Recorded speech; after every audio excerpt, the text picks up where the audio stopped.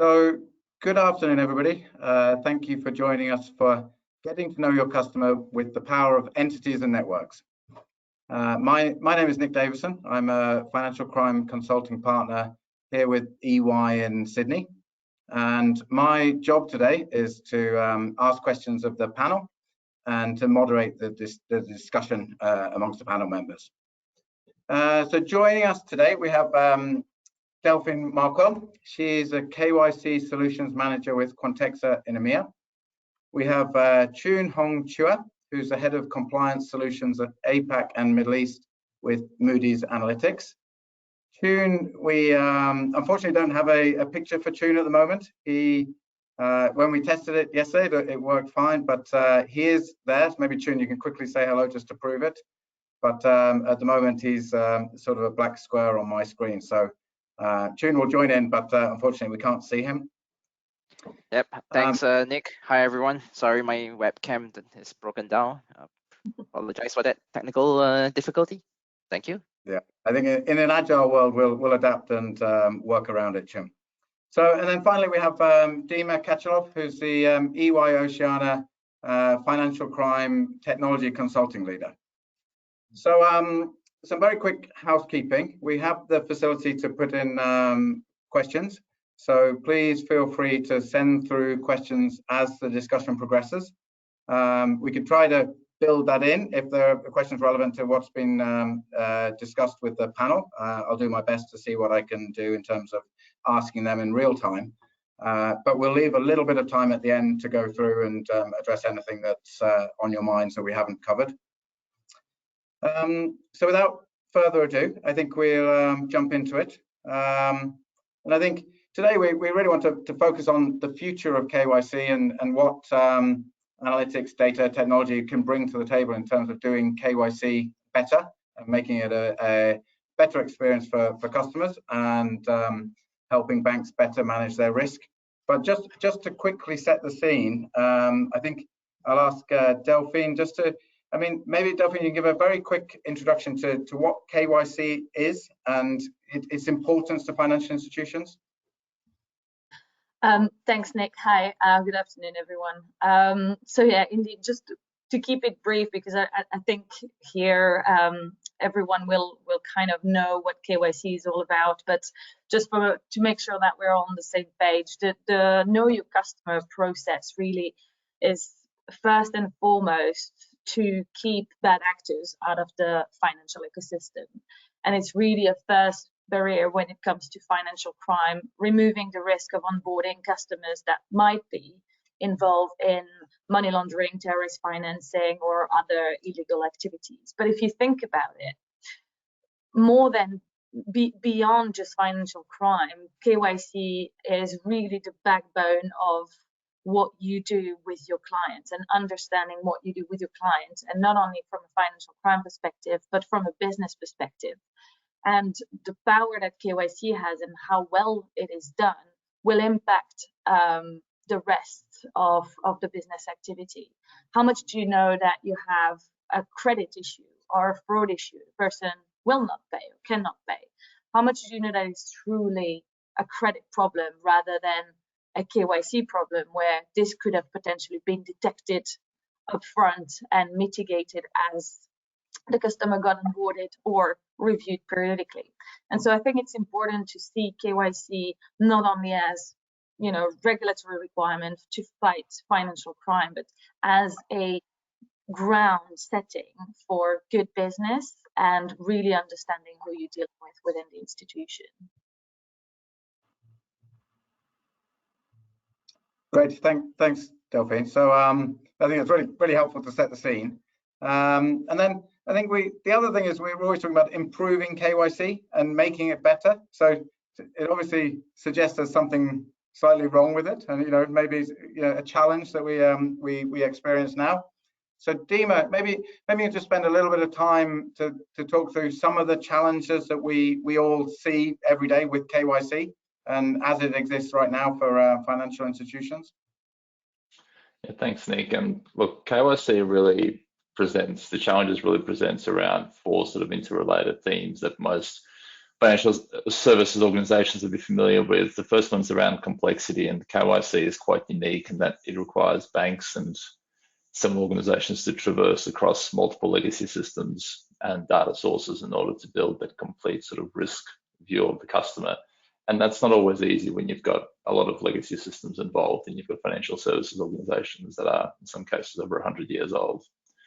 The other theme is around underinvestment, some historical underinvestment in KYC capabilities. So where we've seen a lot of regulatory and external and internal focus in AML and sanctions processes, even in fraud domains as well, KYC has sort of flown under the radar in some ways from an external regulator perspective.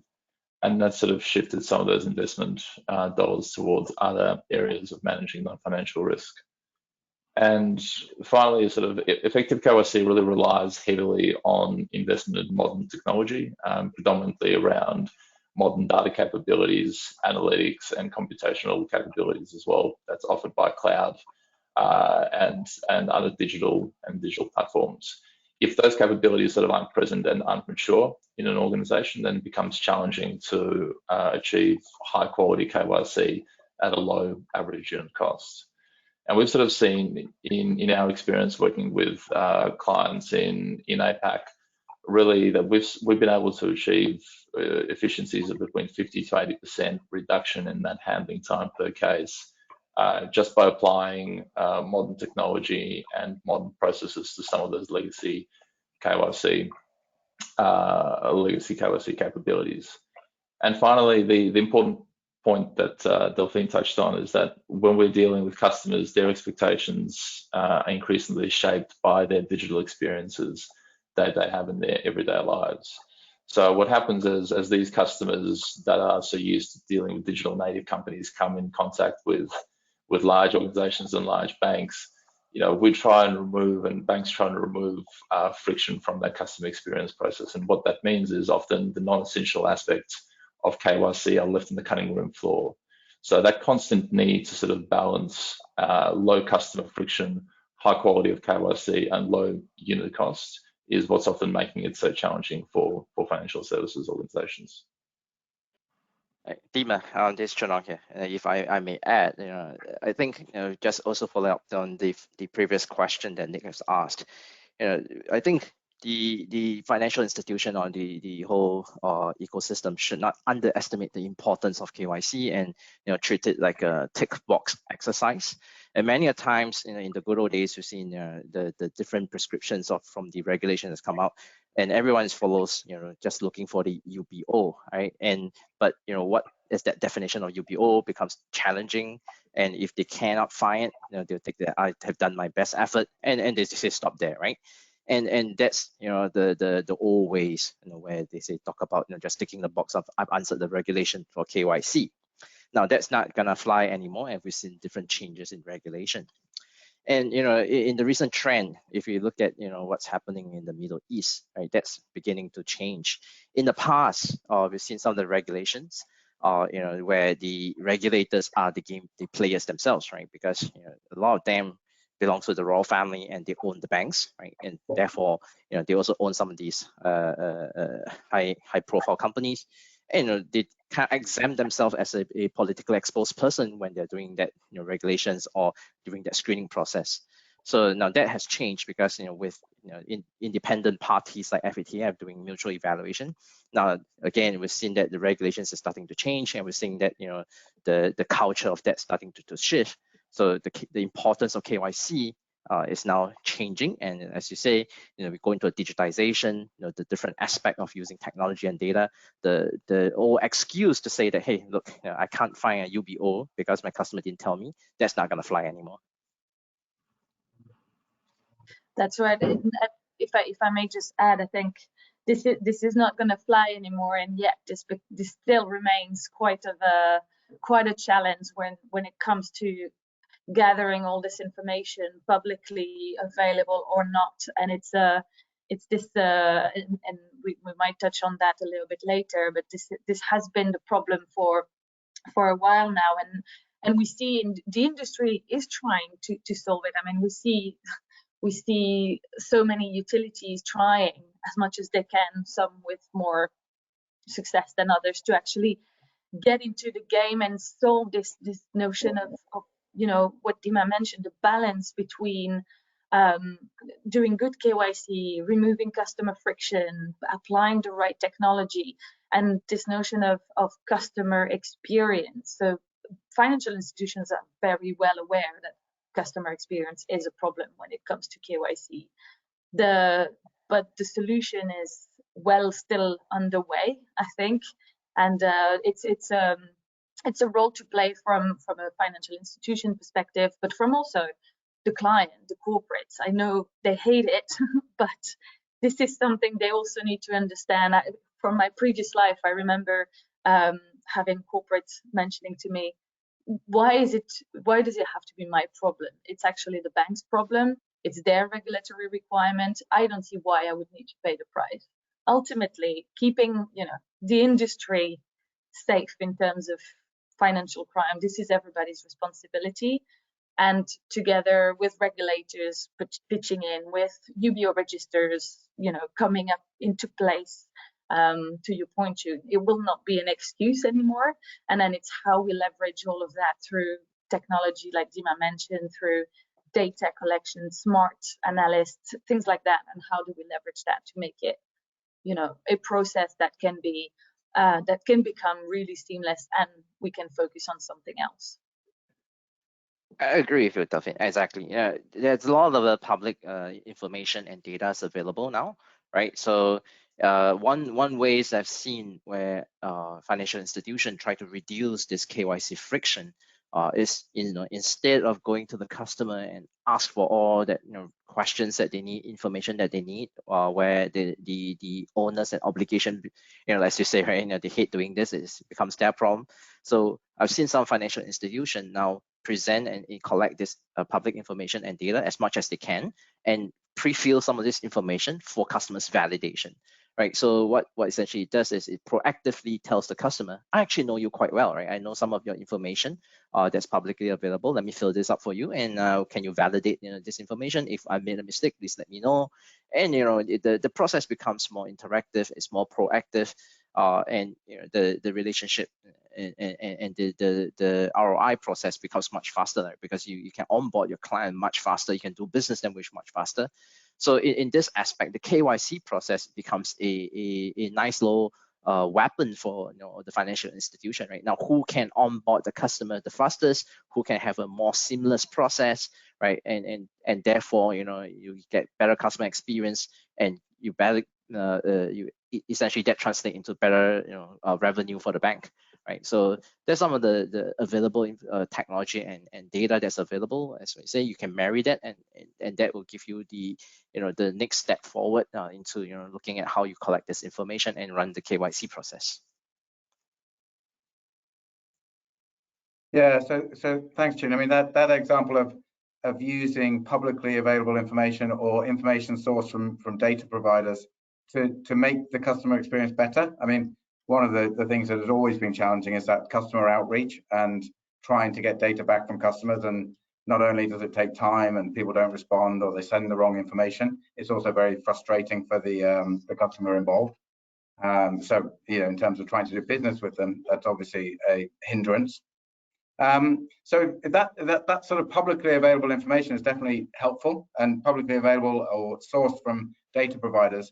What else is out there to really help banks and financial institutions develop what they're doing right now, making it, you know, a better risk management process, and also kind of a better experience for customers?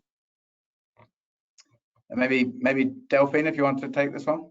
Yeah, sure. Well, I think in terms of you made a good point just before on the back of Chune's comments. There's publicly available data, and if I may add, actually, there's publicly available data, but there's also a lot of data already available within the bank, and there's non-negligible, I think, the amount of information that over the years banks have collected on their clients, whether as part of the KYC process or actually as part of any other product onboarding that they might have done. And so there is one thing to help this notion, this pre-population approach that Chun has mentioned, in terms of how can I present my customer with a pre-built profile, and there's just a little bit of delta to kind of go about and make it the customer experience much more seamless. It's really about having this single customer view within the institution, and then enrich that with those publicly available data. But it's important, I think, to start first with what do I know internally about my customer. And you would be surprised as a financial institution how much you actually already know and how much of information you have. And putting that together, breaking those silos, making sure that you build centrally a data management perspective of your clients, from all the business perspectives that you have. And this single customer view done in a very intelligent way will give you this uplift to then enrich that data properly with external information, pre-populate customer profile for a more seamless KYC. So that's, for me, I think one of the key elements that banks can do first to address the challenge. But also, you talked about risk, right? It's having this enterprise-wide view and this single customer view enables banks to not have those silos in terms. I've seen banks that come to us at Quantexa and they're like, okay, I've got a problem because I know that I have a customer that has been onboarded across several of my branches, and it has a different risk rating across the branches. I don't have the same amount of information across the branches. Why do I end up with one customer with 3 risk ratings? That doesn't make sense. And this, again, back to this single customer view and how to approach risk in a much more standardized way across the bank, across the financial institution. Of course, you will have requirements based on local jurisdictions. That's one thing, but really having this notion of across my institution, I've got a global policy. I can address and know my client from this wide perspective, and address the risk as it comes. And then the second level, I would say, and then I'm welcoming comments from the panel, but there is this single customer view aspect, and then there is how to address the proper risk of my client. And I can look at any of us and be like, okay, on paper, I know your name, your address, I've got your ID card, this is great. On paper, you look totally decent customer. And it's now, changing slightly the mindset from a bank perspective and how you look at your client. Do you look at your client in 2D and, what I have collected as information? Or do you start looking at your client in connection with others? And I think this is something that's getting more and more ingrained in the industry as well, is how do we look at the risk, not from just my client perspective, but who my client is dealing with. And this notion of social network, relationships, activities. And that's another really interesting approach now that we look at risk assessment. It's risk assessment from a much more broader context. And that's something at Quantexa, we kind of live and breathe networks. But that's, we can see the shift in mindset within the industry there as well. Delphine, if I may add on, you touch on a point that's exactly correct, that you have to be able to connect the dots to get a contextual view of what your customer is doing, right? Or the touch point your customer has, right? So a lot of times the bank or the financial institution has the internal data, transaction behavioral profile data. Then you connect that with all the related parties information that's publicly available, and you build a context to exactly what the customers are, right? What the profile are and what they're doing, as well as who are the people behind that organization, right? Who are the directors and who are they related to, and then you can look at the context of the entire transaction, whether it's fit for purpose, whether the volume and the quantum is that all fit for purpose.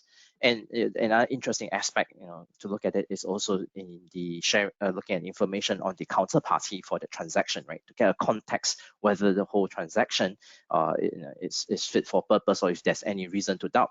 So there will be a KYCC process, right? So you take in this public available information for the counterparty, and you connect the dots, on the transaction of what you have with your clients today, and you look at in the whole transaction lifecycle, and you'll be able to see a whole context on what's happening, and with that, you'll be able to see, look at, aggregate the risk factors, right? You look at, hey, is this actually a high risk transaction or not, right? Just because it's a high quantum, just because it's a high risk jurisdiction doesn't mean that the transaction has an issue if you have the full context to what they're doing today, right? So even in this process, it's not just looking at further more investigation or getting more alerts. It's about reducing the alerts because you have more information to reduce these alerts. So this is another aspect that you can reduce false positives just by having this insight. Yeah, thanks, Jim. And you actually got to, I was going to ask about the operational impact of sort of developing this more sophisticated view of customer risk. And I'd be interested in, Dima, if you have any experience as to how that has played out sort of for clients as they operationalize some of these things, and whether that practically it's creating challenges for operations, or whether Tune's right and it's saying actually it's reducing the operational burden. I suspect it depends, like a lot of things, but I'd be interested in your perspective. Yeah, look, the good news, Nick, is that creating that sort of that single customer view, or creating that kind of data ecosystem that drives all of that Delphine and Tune Hong mentioned before, it doesn't necessarily, customers don't necessarily need to boil the ocean when standing that up. And it doesn't mean that you necessarily need to stand up these multi-year sort of transformation programs that cost tens of millions of dollars. And the reason for that is because the underlying capabilities that drive intelligent automated KYC, it sort of requires 4 groups of capabilities, and each of those groups has a lot of reuse, and it's not specific to KYC in itself. So there's a broad reuse of something like digitization and automated risk assessment of documents, for example. You can broadly use that in your lending origination business. You can use that in your lending business, in your procurement business, etc. So when thinking about what sort of practical steps to take on that journey to improve KYC, it's really looking at those 4 sets of capabilities, which is around automated document ingestion and risk assessment of documents. And a big part of that is the ability to be able to process large volumes of ad hoc unstructured data.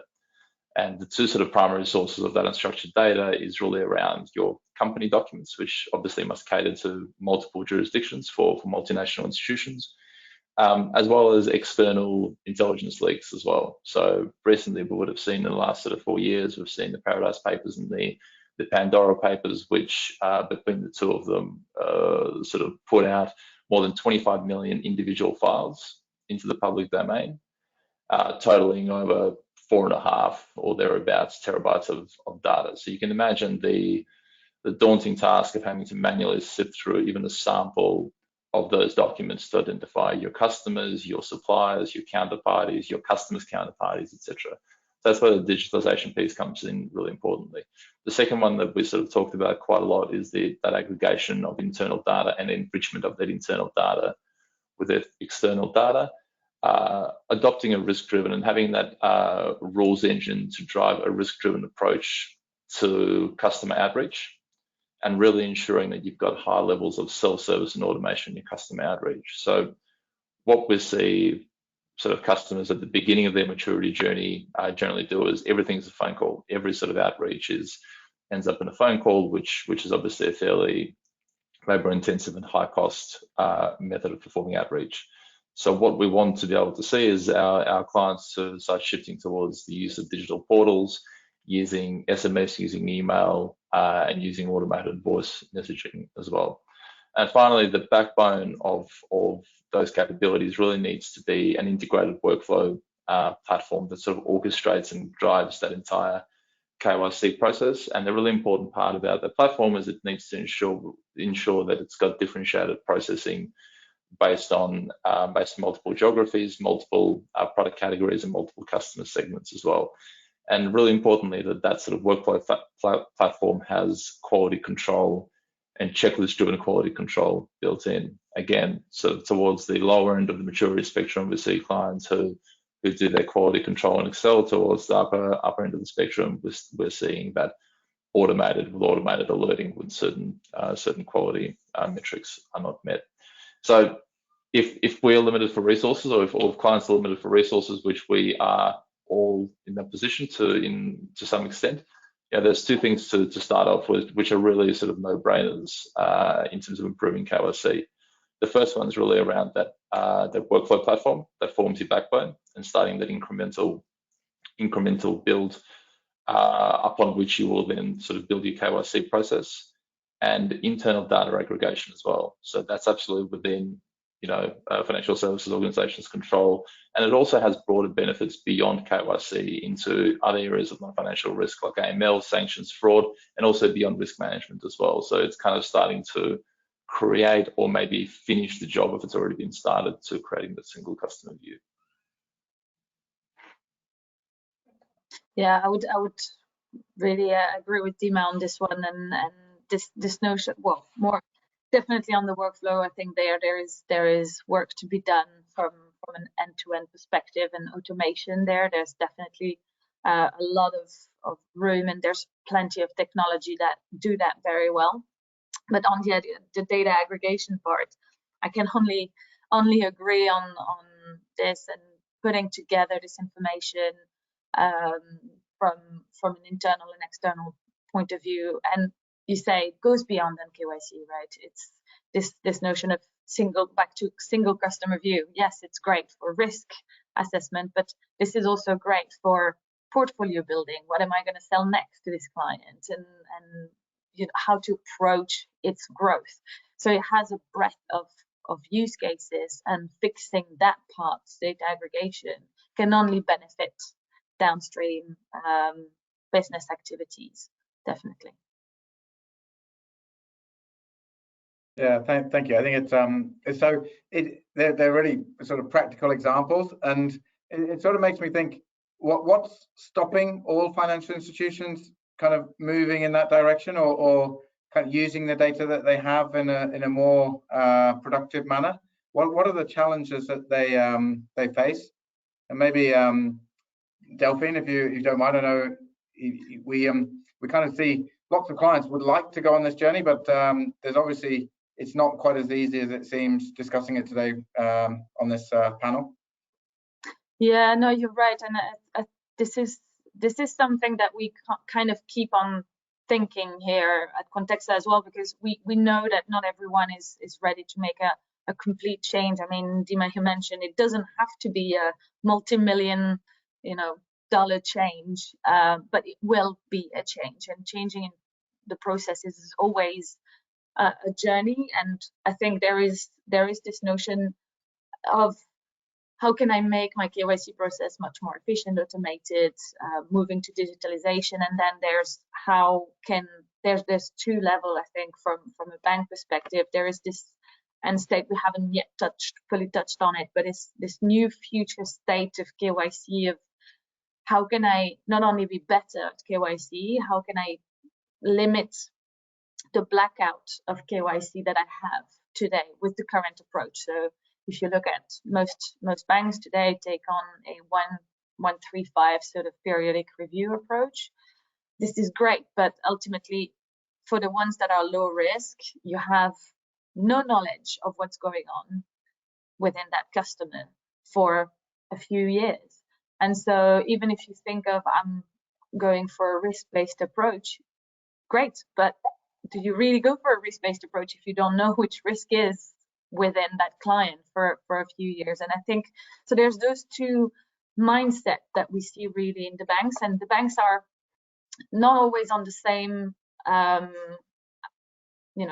the same speed. So some are very much already like, I need to go through the state of perpetual KYC, as we call it, or trigger-based KYC. Others are more still at the stage that Dima expressed, you know, how can I look at what I have today and improve that so that when I'm ready to move towards perpetual KYC, it's kind of an easy uplift. And this journey part is something we try to think about very, very much together with our bank. And the way we discuss it with our clients is, back to Dima's point, how can we start small and fix the most pressing issue? For us, it will of course be mostly on the data aggregation piece, but can we start with just the basics and help you have this single customer view of your customer? Can we bring already all the information together internally, breaking those silos so that you have a better understanding of who you're dealing with and how you're dealing with that customers? And then we're going to work, usually we work with EY, with the likes of Moody's as well, to kind of make this journey even more seamless. But then it's kind of enriching that with external data and lifting that up as we go and say, okay, enhanced due diligence is where the process gets tricky at the minute. No problem. We can make things better by bringing this single customer view, but starting, you know, to shift this mindset of looking at from a flat perspective to the client to this contextual view of KYC, contextual KYC, building connections and relationships, which will be even more of a value added when it comes to EDD. EDD is very close to investigative work, really, if you think about it. In the transactional monitoring world, you need to deep dive into the risk and trying to understand what's going on, and connections there are even more value added. And then how do you apply that to a periodic review? All the work you've done to help one specific process can usually be lifted up for the rest of the process. Onboarding. How can I know upfront 80% of the information? Back to Tune's comment of pre-populating a KYC profile. Actually, this data is available. If you can know 80% of the information ahead of looking at the client for onboarding purpose and say, already make your risk assessment, pre-risk assessment, that this can already make that process much more simple from the operational point of view within the bank and for the client. So there's little things that can be done by leveraging the right technology, the right workflow, the right data aggregation tool, the right external data, to take that step-by-step approach, avoid boiling the ocean for banks. And this is really what we're trying to get to with the banks and go at their speed, because there's no point in going too fast. You're going to break things, and breaking things means unhappy regulators. That's not going to fly. So may as well just go step by step, and that will get better. Yeah, thanks, Delphine. And I mean, interestingly, you touched upon the availability of data and using that effectively. So Tune, I'm interested in what your experience is like working with clients, and how willing are people to kind of leverage what they can from public information sources, and again, what are the challenges that they find when they try to do that, and then I guess there's an opportunity there to think, how are you addressing that? Thank you, Nick. And it's an interesting point. I've worked with a lot of clients in Asia Pacific, and you know, the question sometimes I ask and I get very difficult answers is, you know, the low risk customer, when was the last time anyone reviewed them, right? Because, you know, you deem them low risk. Do you have an insight to them? Then you realize a lot of banks are really tied up and busy just reviewing periodically the high risk customers, right? And a lot of their medium risk customers, you know, so the low risk customer, they don't really have an insight, and by definition, they're low risk, therefore they're left alone. Now, increasingly realize that that's gonna change, because we've seen, you know, from the various leaks that, you know, Dima has presented, some of these company clients may look, you know, innocent and innocuous, you know, from the start, but that's not always true, right? Because they may start small and they don't do anything, therefore they look like they're low risk clients. But, you know, if you they change over time, and the activities change over time, and the profile change over time, right? So not having that perpetual view on what's going on and your entire client base, expose yourself to a lot of risk, reputational risk, and regulatory compliance risk when things happen. And a lot of times, a lot of this, again, we've seen from the various leaks, it's not a matter of if it will happen, it's a matter of when it will happen, right? So a lot of our clients are now looking at having perpetual KYC. And what does that actually mean in operation? Right, so actually it literally means that you monitor your customer for any sort of macro changes to their profile, right? And what does that mean? It means that, first of all, is there any change to UBO, right? Any change to their shareholder profile, any new shareholder or any shareholder exiting, or if there's any changes in their entire senior management team, right? And these are the kind of information that Moody's provide. And we have a streaming information where we collect with all our information providers globally, and we built this logical linkage so that we're able to feed this sort of intelligence to our clients so that they have a perpetual view on what's changing, right? And of course, data points by data points, when you have such changes, it's very neutral in nature, right? It's factual in nature. Now, whether that constitute a risk, then you will need having technological partners like Contextual to give you a context if this change is indeed a high risk change, or if this customer remains as it is as a low risk customer. Now, the other macro change could be a status change, right? And we know we're dealing with a very volatile geopolitical sensitive period, right? And we have different senior management that might get sanctioned or might end up on different adverse media, end up in different enforcement lists. Now, if that's the case, you will want to have a view on this, right? And take risk mitigating measures after that, right? So without having this perpetual view, your low risk customer tomorrow might just get sanctioned and end up being a high risk customer. You may never know. And you might have a change of management where a toxic management team will just enter your customer's control, and now your low risk customer has a change in profile that will lead to potentially a change in risk profile, right? And if you don't have a perpetual view on that tomorrow, and that will put the institution into high risk. I think also in moving ahead, some of our clients are also leveraging on this data as well as giving context using solutions such as Quantexa. Is also to have a view whether now they use derived intelligence into looking at their customers as well, right? So what seemingly was a low risk customer in the past, right? If you have a derived intelligence and building the context around them, you will have a different view tomorrow. And what is that so, right? We know that shell companies are potentially, they're not illegal in nature, but they are potentially used as a vehicle for a lot of money laundering activities. Now, do you have a view on this and using different intelligence to derive this information, right? Using the network to give you a context to that, whether are these potentially shell company. Now, I'll give you an example, right? If you have a director that's a potential nominee director, what will their profile look like?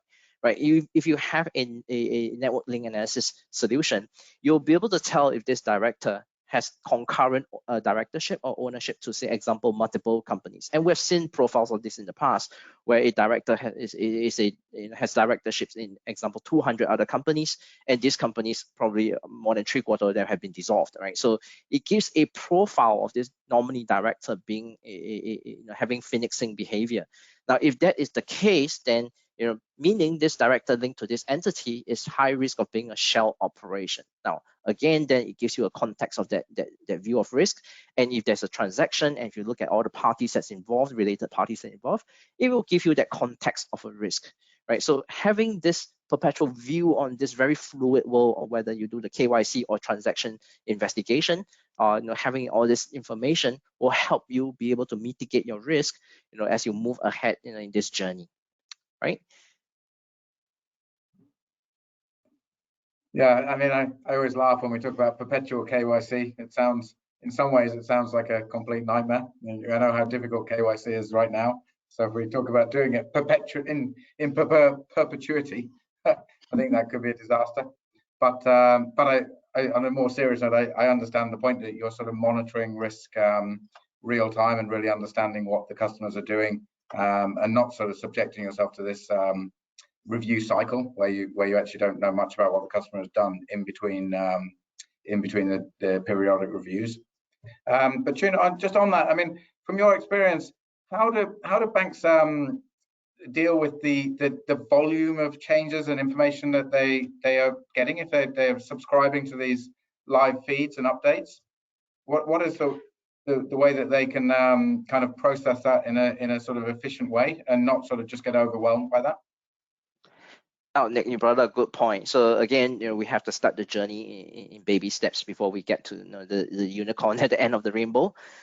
So first of all, we start to look at what are the most important data points that you want updates on, right? And the most important things are looking at changes to the individuals, the human beings behind the corporate front, right? So you need to know if there's change to the UBO, change to the shareholder, change to the senior management team. Now, you don't have to know everything about all the entire customer base at one go, right? You don't have to do a remediation action on the entire portfolio that you have, right? What you could do on the baby steps, at least, to look at it, is do an events-driven trigger, right? Only if there are changes, then you review them, and then you take in the changes as a challenger model, and then you update your system. Right, so you don't have to start to flood data feeds of all your company's information and do that remediation exercise as a one big bang approach, but rather do a more if there's any trigger to changes, and then as we move forward and change out and update and refresh this information as a step-by-step approach. If I may add on that, Chun, you're right. However, you often have banks going like, well, yeah, trigger, but do you know how many triggers can actually happen in the space of a day? Especially in cases like we've seen with COVID, all of a sudden loads of companies are going under or need to change or restructure. So all of that floods sort of the process, and I think that only reinforces the point that you made earlier, Dima, around workflow and the necessity of having a strong automated workflow that can then really be leveraged in combination with other technology to say, okay, what can be treated automatically? What do I need to look at? And so from this event-driven approach, first you don't have to look at all the events as they occur. There's always ways to stream that into, okay, I'll look at the events every week, every month. It's already faster than what we're doing today in terms of periodic review, but it's very much how do you deal with that beyond just the technology aspect. And you cannot just decide to say event driven, I'm gonna increase my pool of analysts by 50%, just so 24/7 I have someone reviewing manually all these events, because the likelihood is that 90% of these events will be completely immaterial and irrelevant for an in-depth KYC. And so you touched on it, Chun, the materiality of it, the risk related to that event, that's something that needs to be calculated really well so that you have a very manageable process on the back of that. And how to calculate this materiality, it can be as simple as, well, there's a change of address. Is this address in a high-risk jurisdiction? Yes or no? That can be as simple as that. What we see is that banks start with these kind of very obvious sort of event-driven triggers. Is there a change in UBOs? Yes. And by default, a change in UBO will trigger additional workflow. But if you can say there's a change of address, it's down the road, it's in the UK, very low risk jurisdiction, treat that as as just an update. Put that into one side of the workflow, update the KYC record. No one needs to know about it, no one needs to touch it, but at least you know that the customer profile is up to date for the RM to actually contact the customer, things like that, those more operational side of things. knowing when there is something to look at, it means that even with an event-driven approach, a perpetual KYC approach, you actually only look at what you used to look at today. So these material and risky changes, and you do it in a more proactive manner as they occur, or almost as they occur. And then it's understanding how to calculate this materiality in a more clever way. And that's back to what you mentioned around this context approach, contextual KYC sort of notion of, well, I've got a new UBO. Is that UBO already known from the bank? And back to the single customer view from all your customers. Actually, this UBO is known from the bank. It's a client of the bank. Okay, do I treat that lower risk, higher risk? Or we have seen that this UBO out of external data is linked to 1,000 other dissolved companies, as Chun mentioned in his example. Well, that's another story behind it. We have indeed potentially a Phoenix operation. That's probably a higher risk. And so you can start triaging those events as they come to make sure that the process behind that, beyond just the technological approach of event-driven KYC, is seamless and is automated and doesn't boil the ocean. And in a perfect world, actually, your pool of analysts would reduce because this triage would be done in a very efficient and effective manner. And it means that all these guys and girls that you have been using for boiling KYC on thousands and thousands of customers can actually be shifted into really, really looking at risky approach, risky things, risky transactions, moving to second line rather than first line. And that's when you start seeing effectiveness within the whole compliance process. And I mean, reducing the cost of compliance in general, not only KYC, still is a battle that is taken by most financial institutions. And these are the steps that can be taken towards that.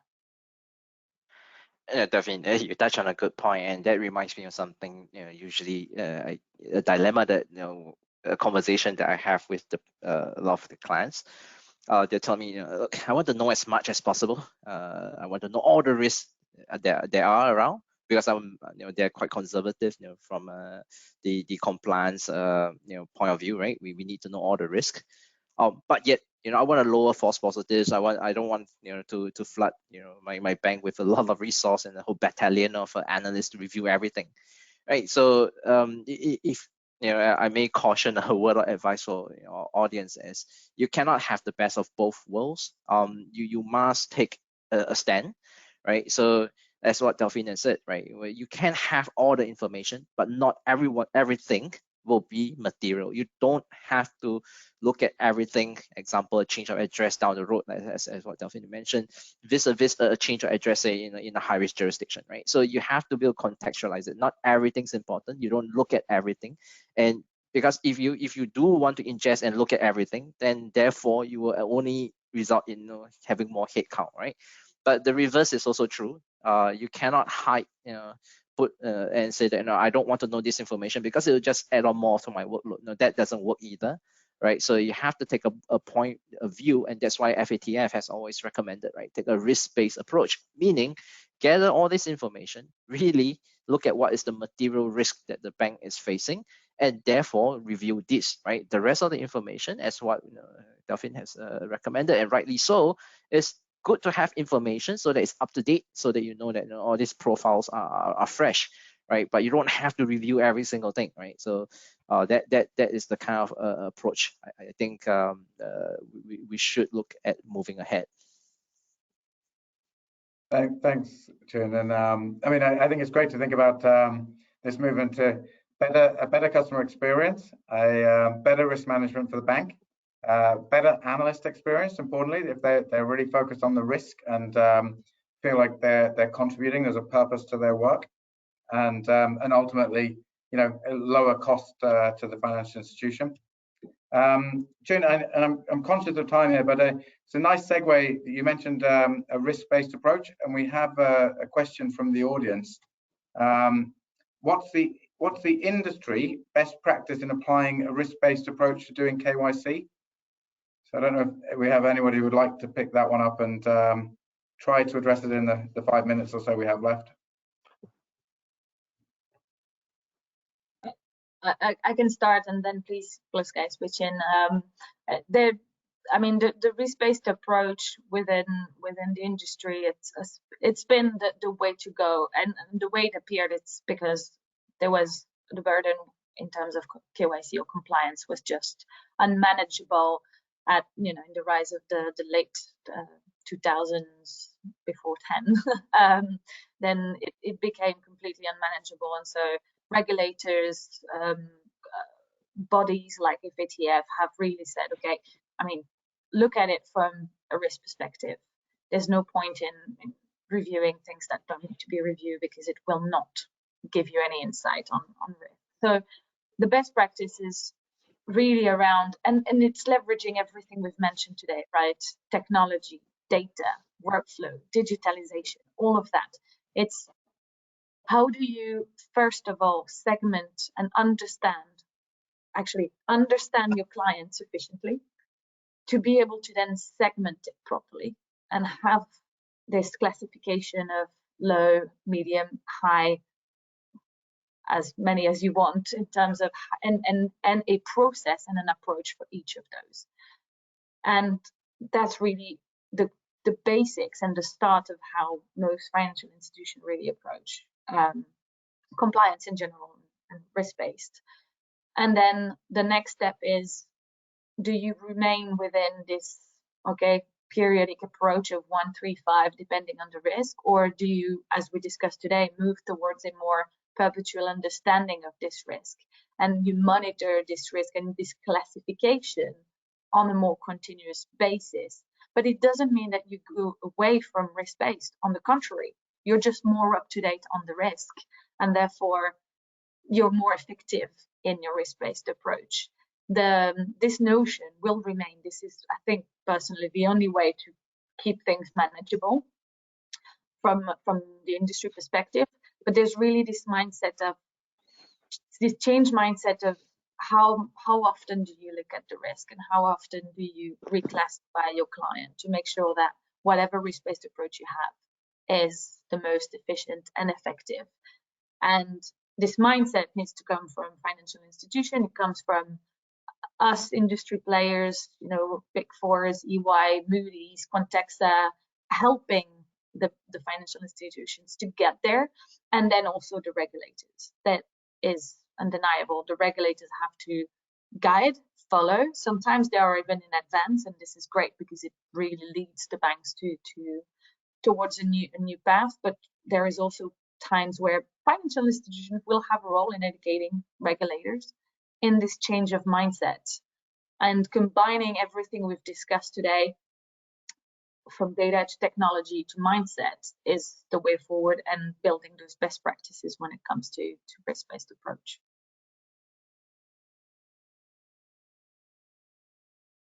Great. I was thinking about some way to wrap up today, and I think that's as good as any I could think of, Delphine. So a nice way to summarize what we're talking about, and some of the opportunity within the world of KYC going forward. So I think all that's left for me to do is to thank the audience for giving up your time and attending. I hope it's been a useful session. Thank the panelists. I really appreciate everybody sharing, giving up the time, sharing insights, and being so open and honest about your experiences and where we see KYC heading. And I look forward to any questions or anything that's coming through from the audience. Please send them through, and please reach out to us through any channels that any of the usual channels, and we'd love to talk to you about it more. So thank you, and with that, I think we'll sign off for the day. Thank you very much, guys. Thank you. Thank you.